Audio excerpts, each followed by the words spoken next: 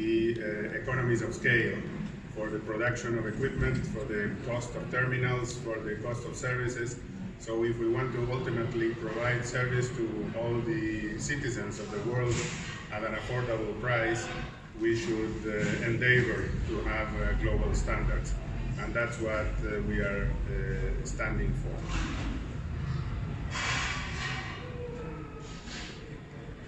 So for those of you that don't know the ITU very much, it's the oldest intergovernmental organization, much older than the UN system, 153 years old. In order to be able to communicate via telegraph in such a simple way, we already needed some standards and some arrangements, coordination, in order for the receiver to understand what the sender or transmitter was trying to communicate. So since then, the ITU has been trying to help the world connect, communicate, and we have three sectors for that. The standardization sector, or the T sector as we call it, which is mainly the most familiar to you, I guess, because it's the one that deals with the standards for the network aspects. Then the radiocommunication sector, which is the one I represent, which is the one that deals with all the management of the frequencies, radio frequencies, and the satellite orbits around the world. And then the newly born development sector that is helping developing countries bridge the digital divide. But what I wanted to really stress from this slide is this part, which is unique in the UN system. We don't only have the 193 member states as members that everybody has in the UN system, but we have, as you see, sector members, associates, and academia. That means representatives from the private sector, from the industries, from the operators, from the manufacturers, and also from the academic sector that contribute to the work of the ITU. And that's the only way that as we can hear all voices and put everybody in agreement in order to develop global standards and globally harmonized spectrum. So thanks to these global harmonized standards and spectrum, as we said, we can enable global roaming. Remember the times where we didn't have that, and then your mobile phone wouldn't work outside your own country, even wouldn't work, let's say, with another operator in your own country, many times. So global roaming is enabled thanks to global standards. And the equipment, if it is using the global standards and it is using the globalized or harmonized spectrum bands, it will be cheaper to manufacture, as I said, and then we will be able to provide lower cost services that would be usable everywhere. So for these detailed specifications that become then the global standards, we have a collaborative effort. You've heard some of them that as 3GPP that was mentioned, or ETSI, that is a regional standards body. And they all come together to the ITU afterwards, as was mentioned by the representative from Intel, in order to make their proposals become the global standard. So the involvement of all these players is what brings to the table proposals that can be accepted by everyone and then become global standards. So all the 3G and 4G mobile broadband systems are based on those standards that are called IMT, International Mobile Telecommunication Standards. The first one was AMT 2000, which was the 3G standard developed or adopted in the year 2000. Then the 4G wireless cellular technology was called IMT Advanced, and now we are looking into the IMT 2020, which will be the basis for the 5G deployments. So this IMT is this global platform that I'm talking to you about that will build to the next generations of mobile broadband connectivity. So the main message, if you want, is that for this to be true or for this to happen, we need global collaboration, and we need global standards and harmonized spectrum. So From the standards aspect, we have the ITUR Study Group 5 process, which is a study group that deals with all the radio aspects of the IMT 2020. They are looking into the IMT 2020 vision, overall requirements, and radio interface specifications, and it is industry-driven. So the proposals are coming mainly from the industry, and they are discussed, as this was mentioned this morning. And it is, we will see that there is a timeline for this to happen, and then it will become the IMT 2020 standard when it is approved at the end of 2020. The spectrum aspect is an ITU WRC process. WRC stands for the World Radiocommunication Conference. It's a conference that happens every 4 years, where we amend the radio regulations, which is the international regulatory, let's say, framework for the use of the spectrum and the satellite orbits. And when there are new spectrum identifications for IMT, they are discussed at the conference and they are approved by the conference and they become available afterwards. So there we discuss the mobile spectrum allocations and IMT identifications, and it is member states driven. So the ones deciding on the bands that to be allocated to IMT, for instance, which is the theme of this workshop or this focus day, it is the member states, the regulators.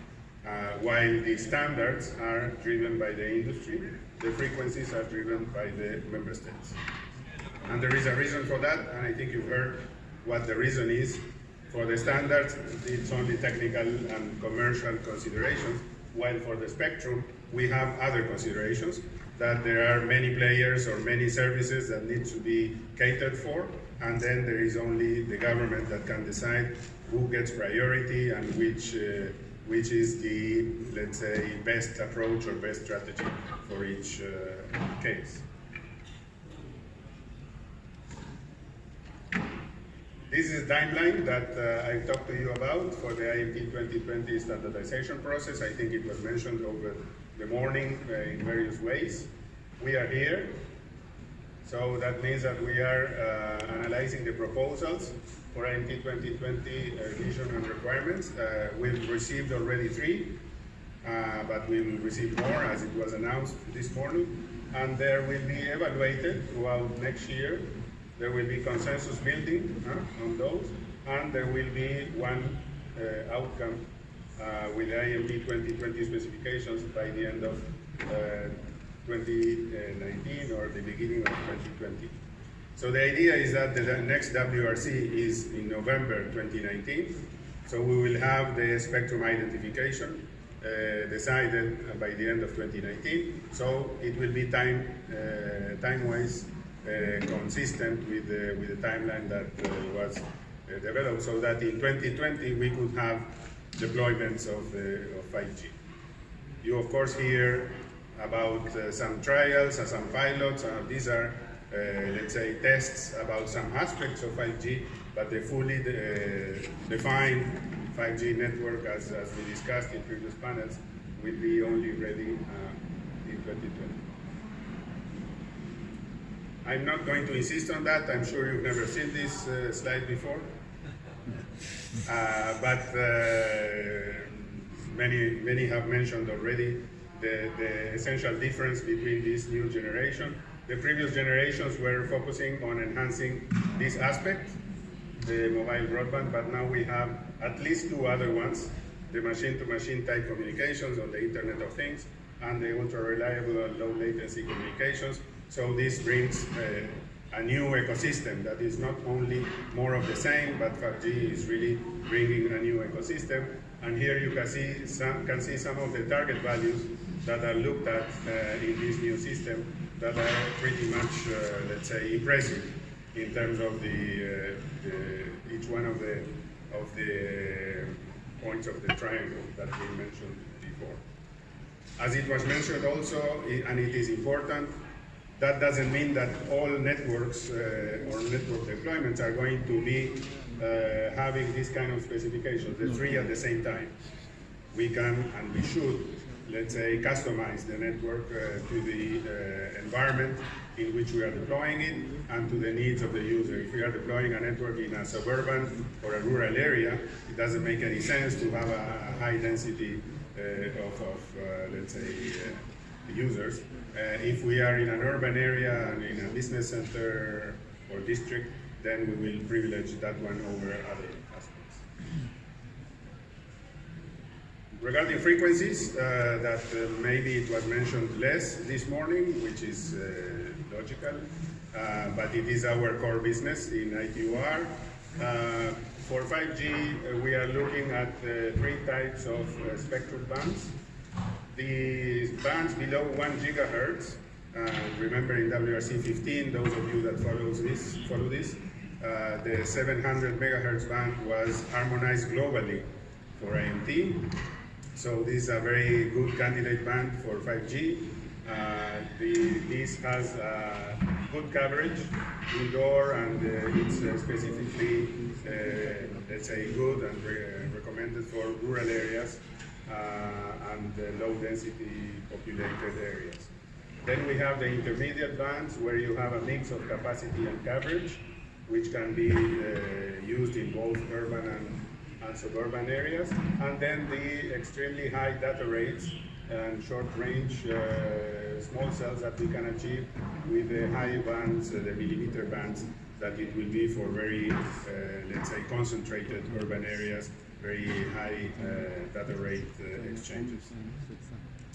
So for this to happen, we need a decision from WRC 19 on which bands are going to be identified for that.